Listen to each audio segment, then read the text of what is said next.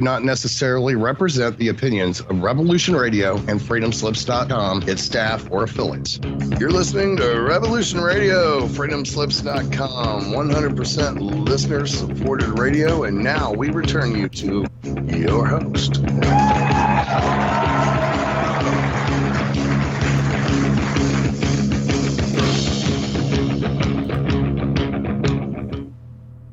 Hello and welcome back to Dave and Mick's Shining Side Out, show number 636, 630 and 600.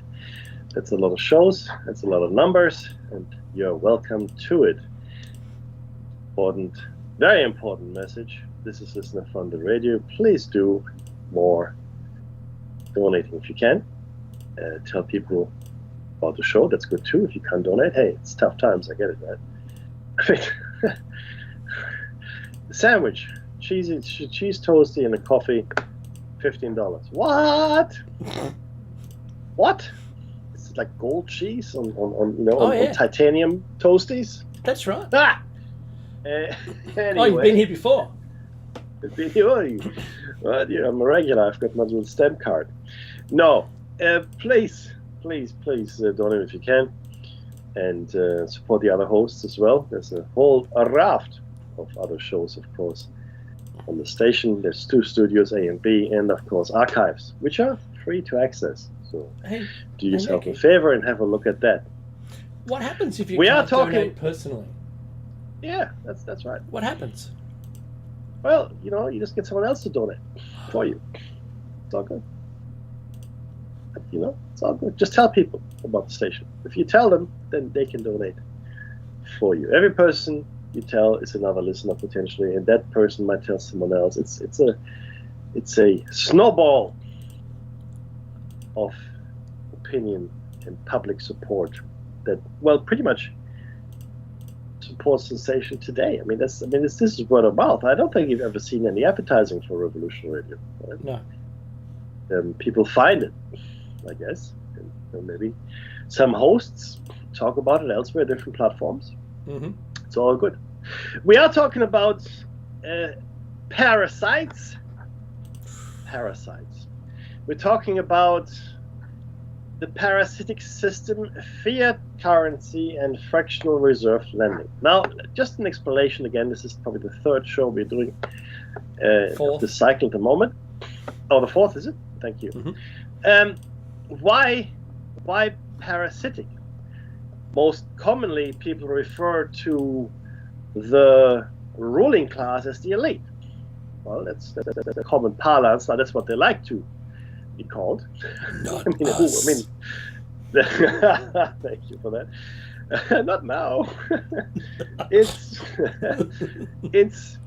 because I call them that, and Dave now as well, I think. Totally. Others, I've actually seen others start calling them. Yeah, me too.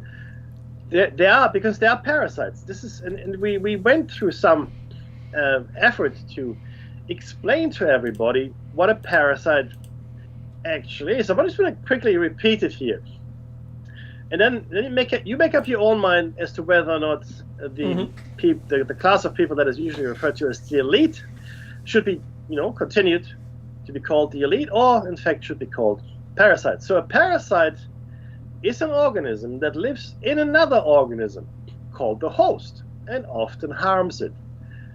It depends on its host for survival. Without a host, the parasite cannot live, grow, and multiply. For this reason, it rarely kills the host, but it can spread diseases, and some of these can be fatal to the host. It sometimes disables or incapacitates the host, while it still predates the organism that it chose as its host. So that's a parasite. And if you look at how the upper crust functions and lives and works, and there's this beautiful, I guess you would call it like an illustration, in a comic book style, but I think it was created about 120 years ago, maybe longer, right? And yeah, I know, right? It's a pyramidal structure with different platforms, and at the bottom of it are the people. The bottom is like the biggest, obviously the biggest section of the pyramid is the people, and it says we work for you, or we work for all, right? On top of that, you've got the middle class, the bourgeoisie. We eat for you, right? And then on top of that, you have the soldiers. We kill you, right? Or we do all the killing, right? But certainly we kill you. And then you've got the intellectuals, and such, as well as the clergy, and their caption reads, "We think for you."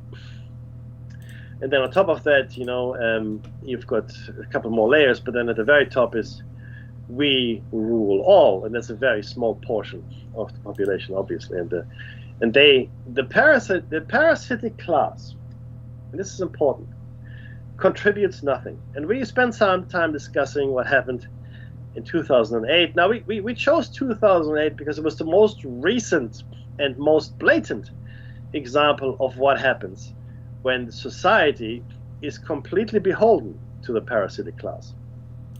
And what happened was that trillions, globally I'm talking now, trillions of dollars worth of, wealth was distributed from public coffers, like tax money, which is Joe and Jane, everybody's money, to the parasites. Some of them obviously parasites, and some of them, more hidden in the shadows, and they got their money and such through other means and other channels.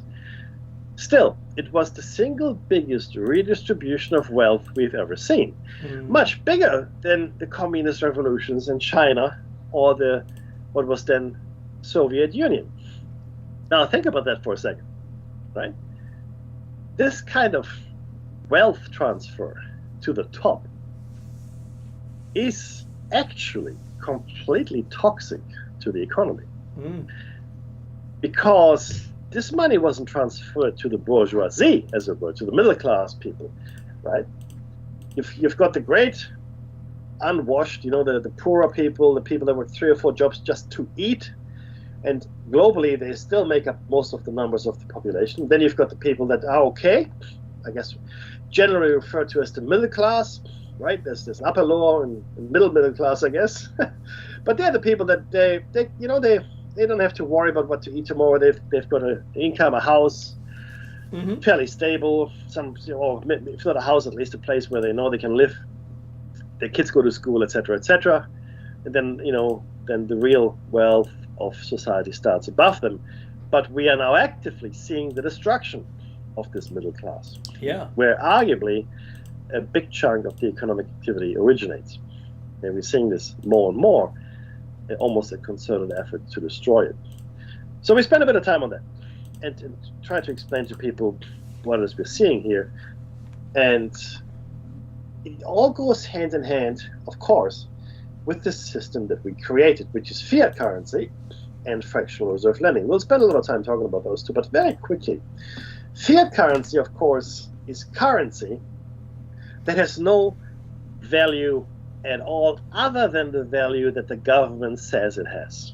So in the olden days, there was a gold standard, for example, right, Dave? Or some other precious metal, or that's right. Sometimes it was linked to the economic output of an economy. I mean, there were different ways to back your currency, essentially.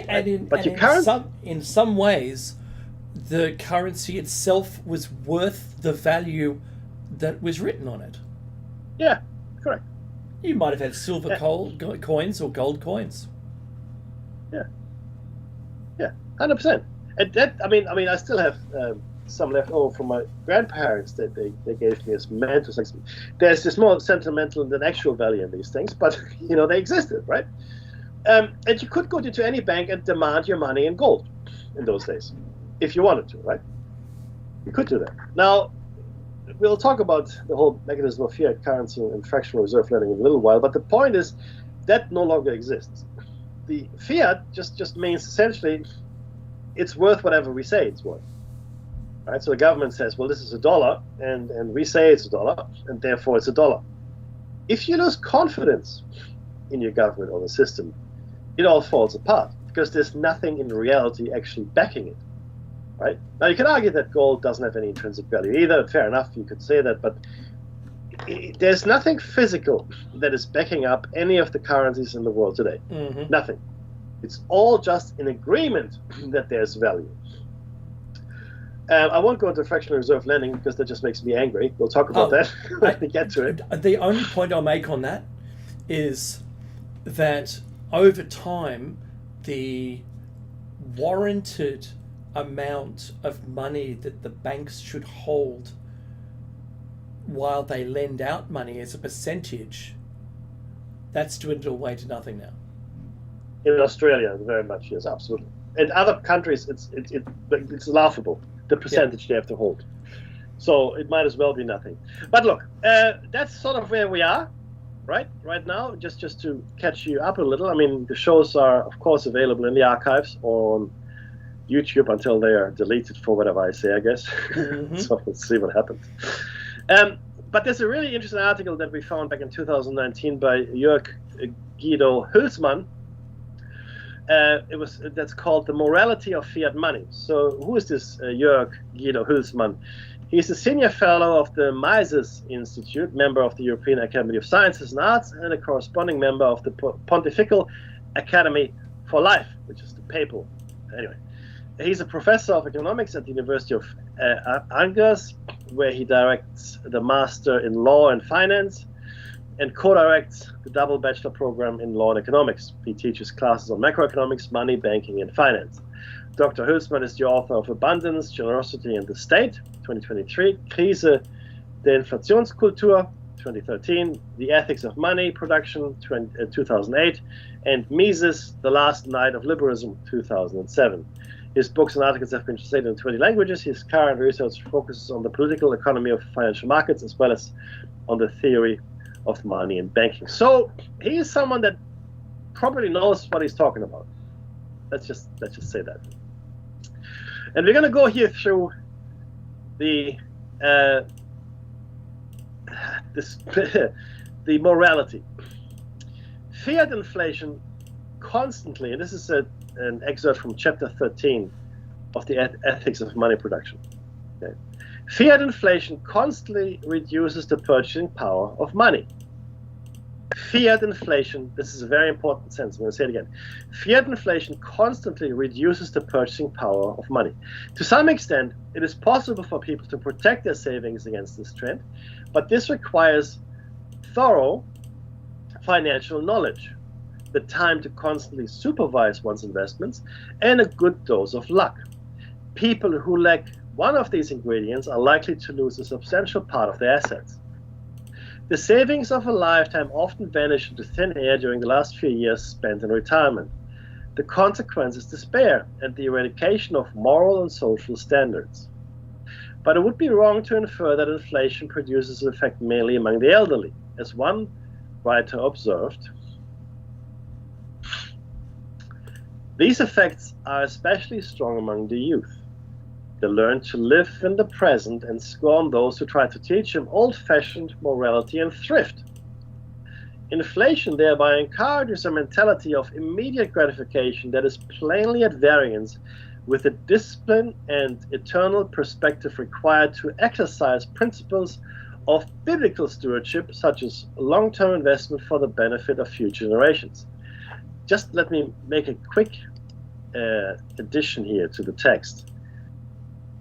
In Christianity, as well as Judaism, believe it or not, and Islam, usury or the charging of interest on loans is forbidden. It's haram for Muslims. It is a sin, or sin adjacent for Christians, and is a transgression against God for Jews. You cannot charge interest. Usury is immoral. Just to be clear, right? Mm-hmm. Now, even those citizens who are blessed with the knowledge, time, and luck to protect the substance of their savings cannot evade inflation's harmful impact, because they have to adopt habits that are at odds with moral and spiritual health. Inflation forces them to spend much more time thinking about their money than they otherwise would. We have noticed already that the old way for ordinary citizens to make savings was the accumulation of cash. Under fiat inflation, this strategy is suicidal. We repeat this. We have noticed already that the old way for ordinary citizens to make savings was the accumulation of cash, right? So you put money under your mattress, in the bank, whatever you do, but you essentially build up your money supply. Now, what he is saying is that under fiat inflation, this strategy is suicidal. They must invest in assets, the value of which grows during the inflation.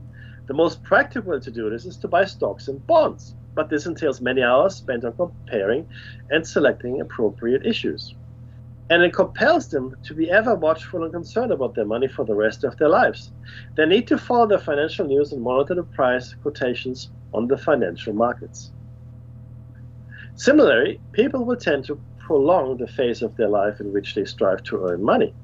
And they will place relatively greater emphasis on monetary returns than on any other criterion for choosing their profession. For example, some of those who would rather be inclined to do gardening will nevertheless seek an industrial employment if the latter offers greater long-run monetary returns.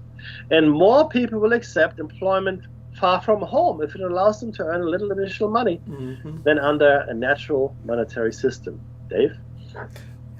I'm in that latter group there. The spiritual dimension of these inflation-induced habits seems obvious. Money and financial questions come to play an exaggerated role in the life of mankind. Inflation makes society materialistic. More and more people strive for money, income at the expense of other things important for personal happiness. Inflation-induced geographical mobility artificially weakens family bonds and patriotic loyalty. Most of those who tend to be greedy, envious, and niggardly anyway fall prey to sin. Niggardly, was that the word? Niggardly. No, that's right. Yeah. It's like, okay. It's miserly. Yeah. Miserly. Okay, I've got short arms and long pockets. Even those who are not so inclined by their natures will be exposed to temptations they would not otherwise have felt. And because the vagaries of the financial markets also provide a ready excuse for an excessively parsimonious use of one's money, no donations for charitable institutions decline. We're actually seeing that right now. People have less money. Then there is the fact that perennial inflation tends to deteriorate product quality. Every seller knows that it is difficult to sell the same physical product at higher prices than in previous years. But increasing money prices are unavoidable when the money supply is subject to relentless growth. So what do sellers do? In many cases, the rescue comes through technological innovation, which allows a cheaper production of the product, thus neutralizing or even overcompensating the countervailing influence of inflation. This is, for example, the case with personal computers and other products made with large inputs of information technology. But in other industries, technological progress plays a much smaller role. Here, the sellers confront the above-mentioned problem. They then fabricate an inferior product and sell it under the same name, along with the euphemisms that have become customary in commercial marketing. For example, they might offer their customers light coffee and non-spicy vegetables, which translates into a thin coffee and vegetables that have lost any trace of flavor. And I love that, because that's what we're buying in the supermarkets now. Perfect fruit and vegetables that have less flavor. They've been engineered to look better, but was it leave the spots on my apples, right? And keep me the birds and bees, is that right, or something like that? From Big Yellow Taxi. For example, they might offer their customer. That's right, I said that. Similar product deterioration can be observed in the construction business. Countries plagued by perennial inflation seem to have a greater share of houses and streets that are in need of constant repair than other countries. Well, they haven't been to the Central Coast. We're known for roundabouts and potholes. In such an environment, there's actually a bigger reason I'll talk about another show. In such an environment, people develop a more than sloppy attitude towards their language. If everything is whatever it is called, then it is difficult to explain the difference between truth and lie. Inflation tempts people to lie about their products, and perennial inflation encourages the habit of routine lying. I think the thing that we don't see very often explained to us by the manufacturers is shrinkflation, but I go on. We have already pointed out that routine lying plays a great role in fractional reserve banking, the basic institution of the fiat money system. Fiat inflation seems to spread this habit like a cancer over the rest of the economy. Now, this is a really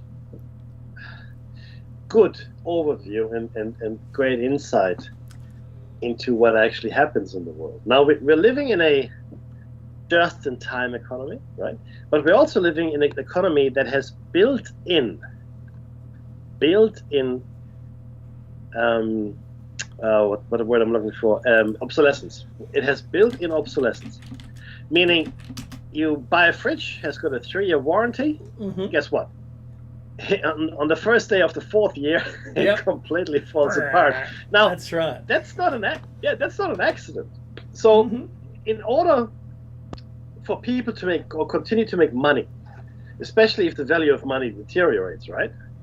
Because you can no longer sell the same product for that money, because the money is actually worth less.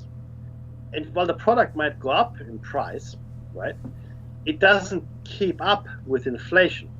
But in order for you to make more money or increase your profit regardless, is to make a product of lesser quality. And that's built-in obsolescence. We're now okay to, well, maybe not Dave and I, but a lot of people seem to be okay to spend between $2,000 and $4,000 for a phone every year. That's complete insanity. And I know I said this before many years ago. My grandfather had a bike, which he rode all his life. My grandfather bought stuff, like big stuff, once in his life. Yeah, right. That's right. Or as few times as possible. Now, due to the war and various other vicissitudes he faced in his life, that wasn't necessarily always true. But he wanted quality. He was looking for quality. He was happy to pay for it, right? But it had to be quality, and it had to last. And today, a simple example I give you is cookware, right? Yeah. You can buy a pretty cheap pot for $5, $10, $20, $50, even $100. Or maybe even not that cheaply. But if you want something, and I know because I cook a lot, right? I've been cooking for 30 years. If you want a pot that lasts you maybe a lifetime and maybe even for your kids, and I have done this, you have to spend several $100s to get a cast iron pot. Now, this is a cast iron pot that has enamel all around it, so it will last you forever if you look after it. Whereas the cheaper stuff will fall apart. And in the long term, you actually pay more money, which is really, really interesting. There's the story of the boot maker. I don't know if you're familiar with the story of the boot maker. I love this story, Mackie. Tell it. Yeah, it illustrates perfectly what I'm talking about. Now, a poor person can afford a pair of boots for $10. Well, they're not very good boots, right? But they do the trick. Unfortunately, those $10 boots, they wear out fairly quickly, and the person, also probably would do a lot more walking than someone else potentially.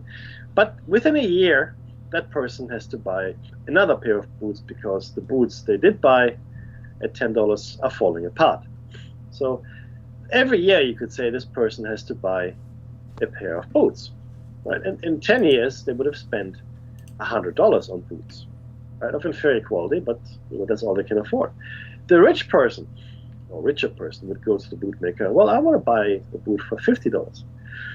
right? Which is 5 times more expensive, but it would be a better quality boot.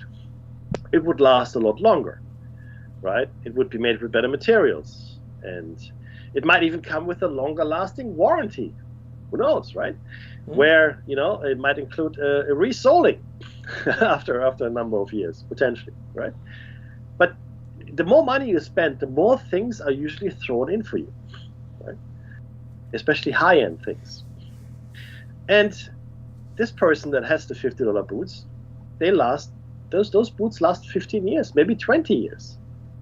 And over the long term, the richer person that could afford the better boot initially, right, spends a lot less on boots than the poor person who can afford only the cheaper boot, because they can't afford the massive capital outlay it would be required to purchase the better product.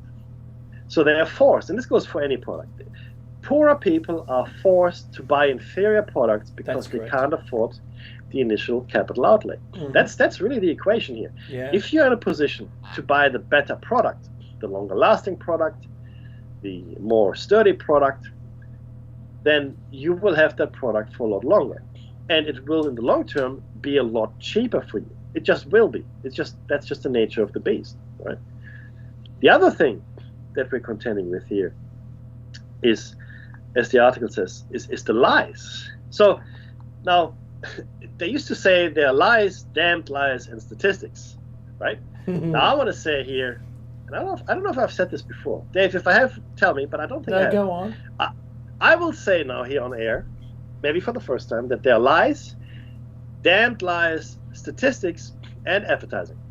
Okay? So, because advertising to me is the highest form of lying, because it is completely self-serving. Oh, yeah. Okay? Because statistics at least carry some informational value, right? to make a point, but advertising carries no content value at all. It is designed purely to make you buy things you don't need or want, for that matter. So the constant lying about products, and we have now created this monster of a missing out culture, or the fear of missing out, really, like the FOMO culture, right? Where we need to buy this product and we need to buy the other thing, and we want to dress like this person. And they use people, some of them are called influencers now, they use people to sell their products, because if that person wears it and I admire that person, then I should have that product, right? It's not even your neighbor anymore that you're comparing yourself with. It's some celebrity that lives a life that you can't even imagine. It's probably not even a real thing, but you're now trying to emulate something that is completely out of your reach. That's right. Okay, but that's where we are. So the constant lying of advertising that we are exposed to, and it's not just the lying, Dave. What it does do is create psychological problems for our children. Body image, the need for peer approval. Yeah. Oh, my dad bought me a Prada bag. I mean, if your kid doesn't know what a Prada bag is, God bless you. But really? My dad didn't buy me one. Oh, he mustn't love you then, all right? Or look, I've got the latest sneaker or sports shoe, or I've got the latest phone. Bag. This, or phone, of course, that's a big one. And it just goes on from there, right? I mean, and children 4 or 5 years old are fashion conscious. In some cases, children in primary school start wearing makeup and skin products and hair products. Now, this fascinates me, Dave. I'll tell you why. Then I'll let you talk about different types of money. Go ahead. Okay. This is what fascinates me. Now, makeup and skin products and hair products were invented to make older men, as well as women, but mostly women these days, but they were used throughout history by both sexes, right? Or by both. Yeah, but I'm not talking about gender, I'm talking about sexes now. Okay, so it's biological distinction here. I'm not getting hot water with that one, with the woke crowd.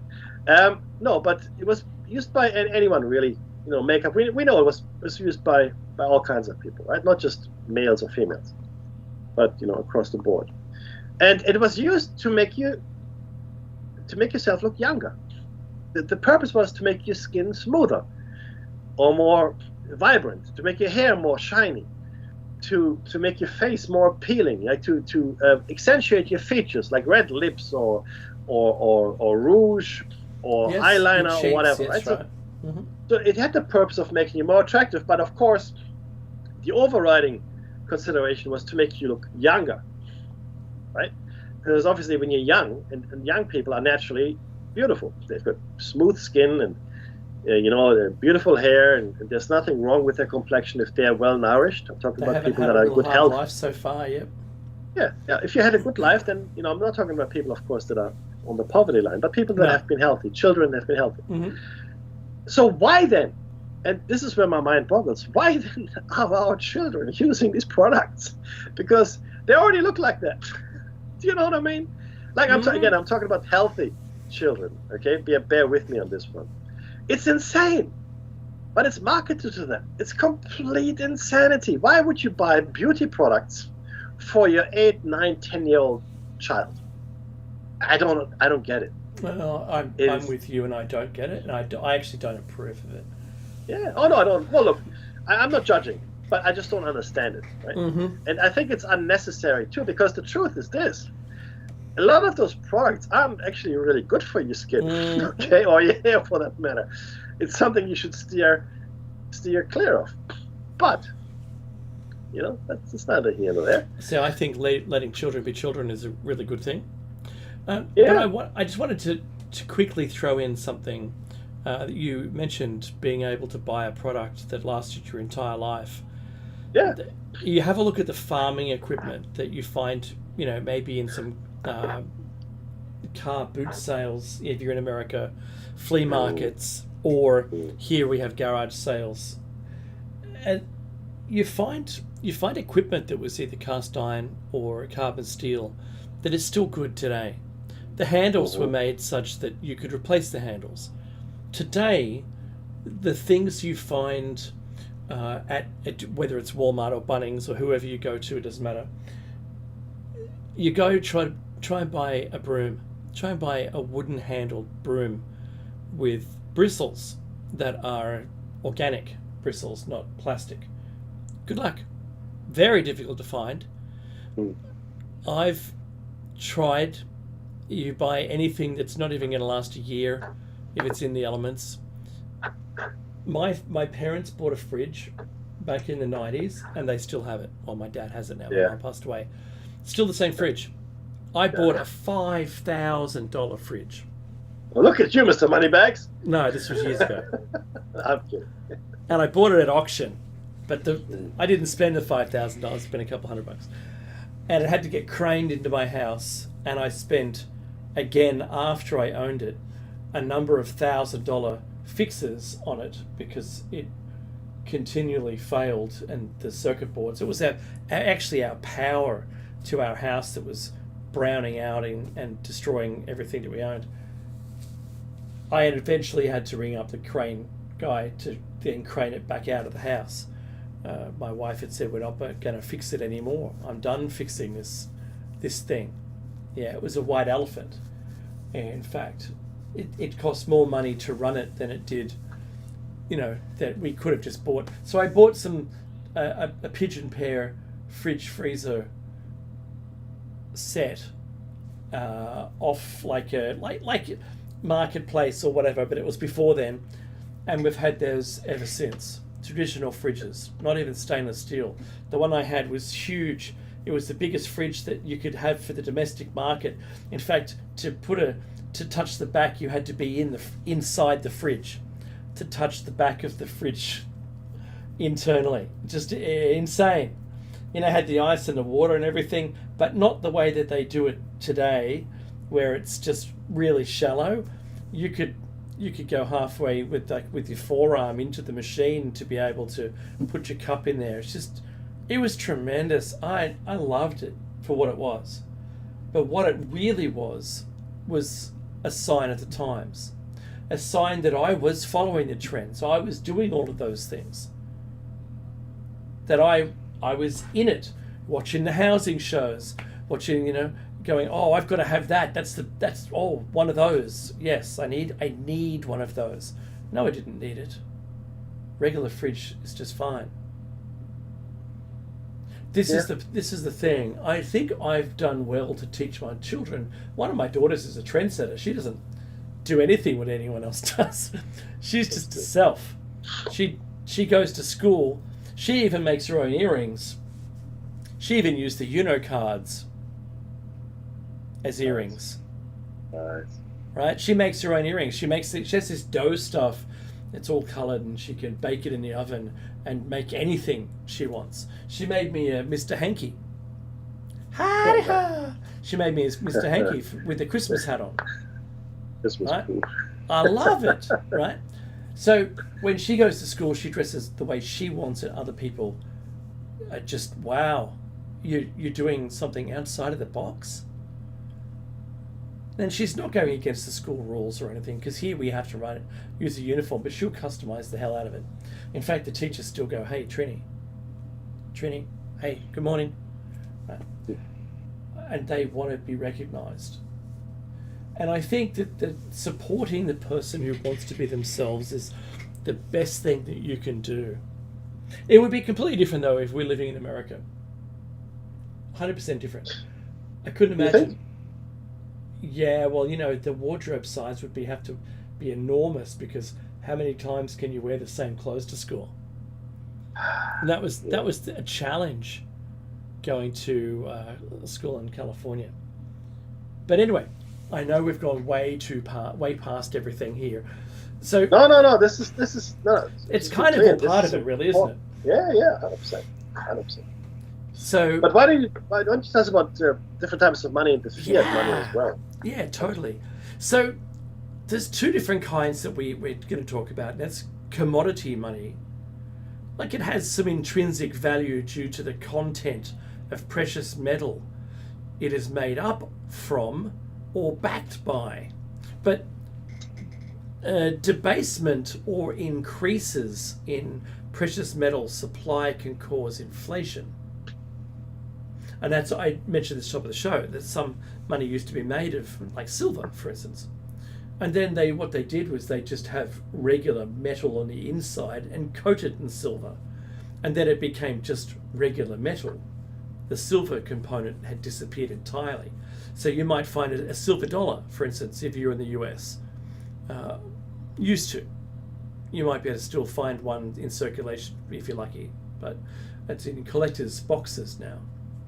Then we have fiat money. It's backed only by the faith of the government and its ability to levy taxes. The money itself has zero value. It's not valuable. The coins are made with rubbish metal. It's not, one of the noble metals. It's not gold and it's not silver. There's nothing. So it's not pure latinum if you're a Star Trek person. Right?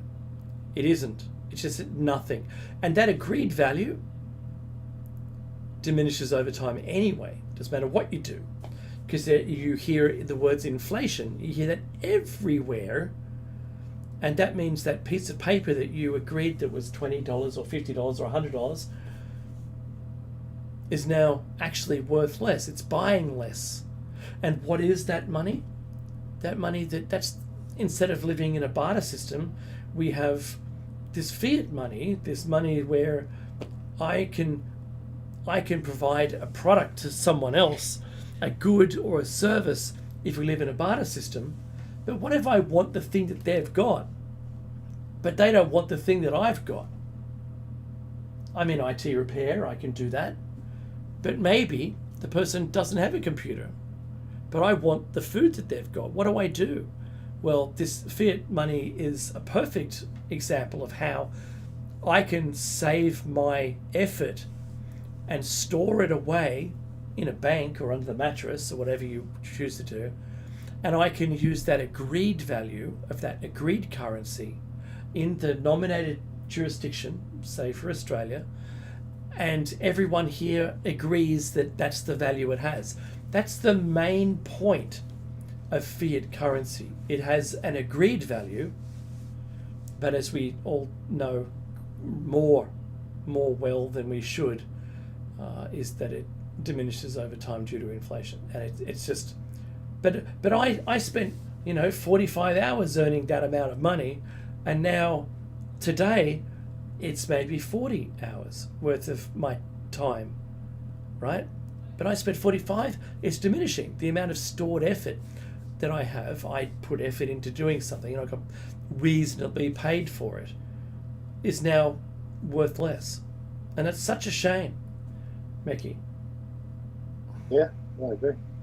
Now, fiat money, right? Now, how does the fiat system actually work? It's a quick overview, and we will have extensive discussions over the next few shows around this as well.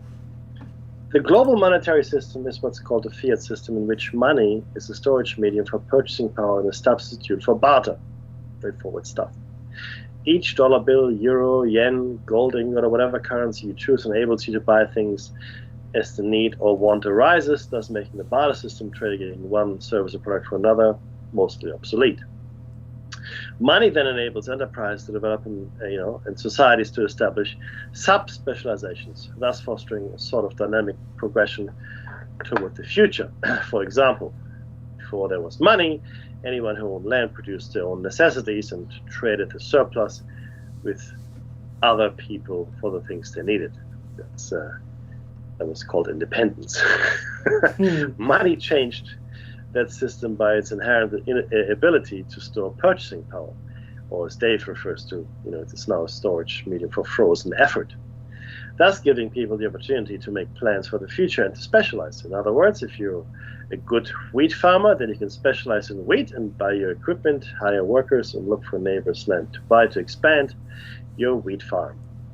Markets, private, and central banks, which are also private, then value the relative worth of the paper, which is currency, based on the perception of how a particular country is governing itself, the current state of its economy, and the effects the interplay of those two factors have on interest rates.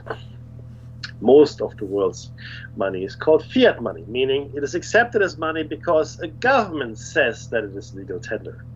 And the public has enough confidence and faith in the money's ability to serve as a storage medium for purchasing power. A fiat system is based on a government's mandate that the paper currency it prints is legal tender for making financial transactions. Legal tender means that the money is backed by the full faith and credit of the government that issues it. In other words, the government promises to be good for it. Fiat money is the opposite of commodity money, which is money that's based on a valuable commodity, a method of valuation that was used in the past. At times, the commodity itself actually was used as money. For instance, the use of gold, grain, and even furs and other animal products as commodity money preceded the current fiat system. The term fiat derives from the Latin fiat, which means let it be done or it shall be. The first use of fiat money has been recorded in China around 1000 of the Common Era, about 1000 years ago. Since then, it has been used intermittently by various countries concurrently with commodity currencies. Fiat money has been defined variously as 1. Any money declared by a government to be legal tender. 2. State-issued money, which is neither convertible by law to any other thing, or nor fixed in value in terms of any objective standard. And 3. Intrinsically valueless money used as money because of government decree. While gold or silver-backed representative money entails the legal requirement that the bank of issue redeem it in fixed weights of gold and silver, fiat money's value is unrelated to the value of any physical quantity of anything. Even a coin containing valuable metal may be considered fiat currency if its face value is defined by law as different from its market value as metal. In monetary economics, fiat money is an intrinsically useless product, used as means of payment. Intrinsically useless and valueless, important. In some micro-funded models of money, fiat money is created internally in a community, making feasible trades that would otherwise not be possible, either because producers and consumers may not enormously write IOUs or because of physical constraints. Dave, why don't you tell us about the history? The history, okay, we're going to start with China. Fiat money originated in the 11th century China, and its use became widespread during the Yuan and Ming dynasties. The Song dynasty in China was the first to issue paper money. How do you pronounce that one? Jiaozi. Jiaozi. Around the 10th century AD, although the notes were valued at a certain exchange rate for gold, silver, or silk. Conversion was never allowed in practice, though. The notes were initially to be redeemed after 3 years of service, to be replaced by new notes for a 3% service charge. But as more of them were printed without notes being retired, inflation became evident. There's a hint right there. Uh-huh.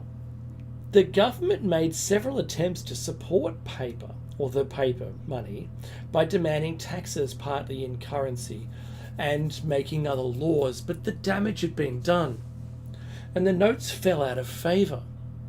The successive dynasty, for the first dynasty in China to use paper currency as the predominant circulating medium, the founder of the Yuan dynasty, Kublai Khan, issued paper money known as Chao. Is that right? Yep. All right, cool. I think I'm butchering each one of these pronunciations. In his reign, the original notes during the Yuan dynasty were restricted in area and duration, as in the Song dynasty. During the 13th century, Marco Polo described the fiat money of the Yuan dynasty in his book, The Travels of Marco Polo. And here's a quote: "All these pieces of paper are issued with as much solemnity as authority as if they were pure gold or silver. And indeed, everybody takes them readily, for whatsoever a person may go throughout the great Khan's dominions, he shall find these pieces of paper current, and shall be able to transact all sales and purchases of goods by means of them, just as well as if they were coins of pure gold." It must have been quite an amazing thing for Marco Polo to witness this, because obviously Marco Polo grew up in a society that was, your currency is gold and silver.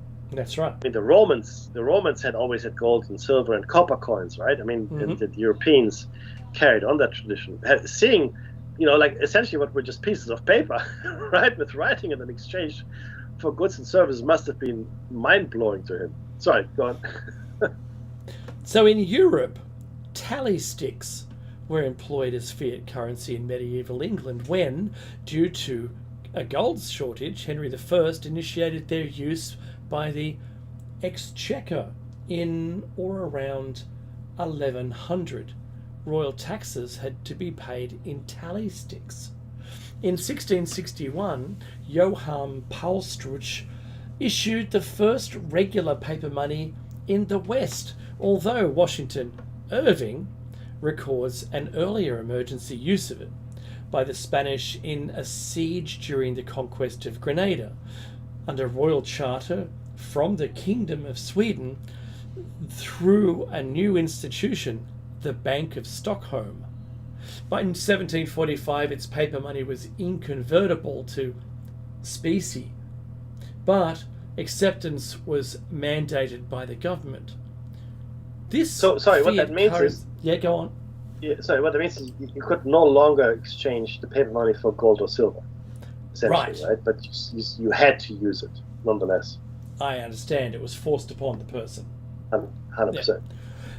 The constituents. This fiat currency depreciated so rapidly that by 1776 it returned to a silver standard.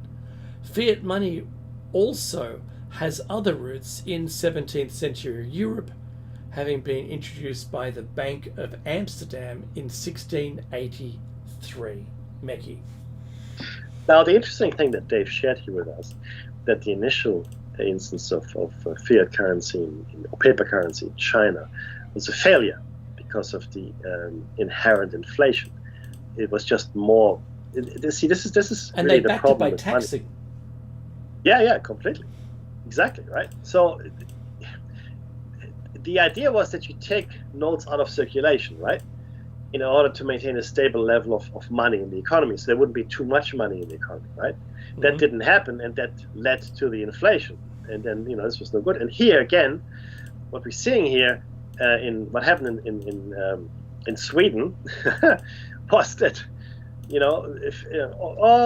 about 80 years into using this, 1745, right? The paper money was incontrovertible. 1776. It's almost 110 years, but still, it depreciated so rapidly that in 1776, Sweden returned to a silver standard. So they had 100 years of this. Mm-hmm. It seemed to work okay for 100 years, but then it didn't. Now, we've been using fiat currency that is for about 100 years now, globally, as a global thing, right? Maybe a little bit less. I wonder when we come to the realization that it doesn't actually work. It's complete hokum and bogus, right? I wonder if we would ever go back to a gold or even a silver standard, right? Because right now we're seeing what's happening. I mean, it's not magic. It's not a mystery. Inflation, and this is the first. This is from people that were the first to ever use it in the world. Yeah, that's right. So there's nothing else here. And what they found is inflation just happened because there was too much money in the economy. Mm-hmm. There was too much money in the economy because you can just print more. That's the fundamental issue. Yep. Yeah, but it's not because we pay our workers too much, or you have a haircut, or maybe too many smashed avocados. That's not what it is, everybody. We make that joke purely because that's what the government said. That the people with less money, that's the problem, and the reason why they haven't got enough money. They can't buy a house because they're eating smashed avocado sandwiches for breakfast. Yeah, and also it's their fault there's inflation because they're having too many haircuts. That's just insanity. That's right. I remember that now. Right? And the thing is, and we discussed this before, it's actually a good point to just remind people are not buying more stuff. Mm-hmm.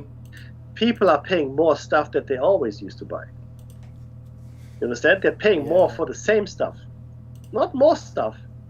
Not more stuff. So if the stuff they had last year cost $10, this year it costs $20. Same stuff, not more. Right? Inflation is driving those prices. What drives inflation? Volume of money. What drives that? Money creation. How do we create money in the economy? Well, we print it, number one, or we hand it out as loans, number two. Right? That's how we create money in the economy. We're just doing too much of it. And now people in the upper echelons of society are spending it like there's no tomorrow because they can. They get these massive bonuses coming in, right? But we're not doing anything to stop the volume of money from increasing in the economy. We have to stop putting more money in. That's what we have to do, right? Not ask people to spend less by, increasing interest rates, which is the completely wrong tool for this. Yeah, it is. Like if you take us back to the 80s, and you said, can you make me some tang? Inflation, the way we see it at the moment, and the value of it is how robust that flavor is in the tang that I'm making you.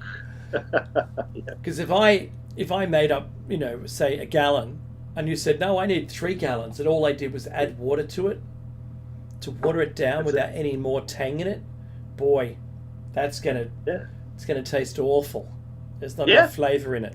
So watering down our economy's value by printing more money or creating more money with the same under that label actually waters down the total value.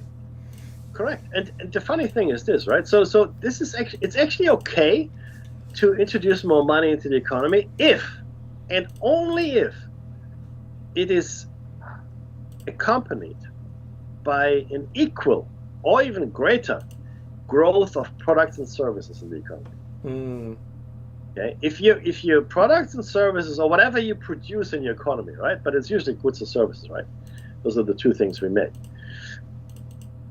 Then you can introduce more money. They two have to be in lockstep. That's not happening though. Our ability to create goods and services, it doesn't go hand in hand with our ability to print money. It just doesn't. Don't tell me that's the music. That's the music. My goodness me. All right. Hey, look, I'm going to say, share this with everybody. Like, comment, subscribe, and share it. And yeah, that's the end of Shiny Side Out for today. But we'll be back 7 a.m. Tuesday and Thursday morning, and yet again on Sunday next week. Take care, everyone, and be safe.